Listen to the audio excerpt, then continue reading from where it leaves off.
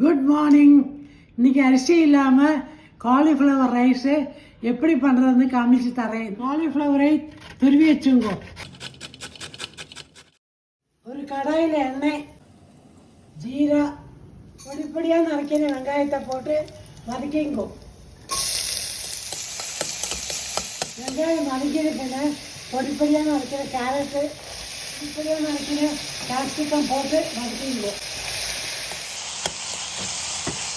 ஒரு 2-3 நிமிஷம் வதக்கின காலிஃப்ளவர் துருவினத்தை போட்டுங்கோ.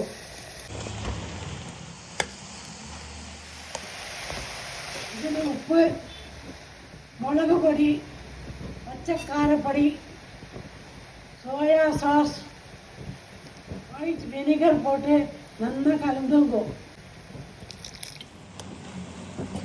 ஒரு 5 நிமிஷம் நல்லா குக்கான பின்ன அடுப்பை அணைச்சிடுங்கோ. Tasty cauliflower rice ready. இந்த டிஷ்ஷை ஒரு நாளைக்கு என் பேத்தி பண்ணினா அது ரொம்ப நல்லா இருந்ததுனால உங்களுக்கும் ஷேர் பண்ணுறேன். நீங்களும் ட்ரை பண்ணி எப்படிங்க சொல்லுங்க. பாய்.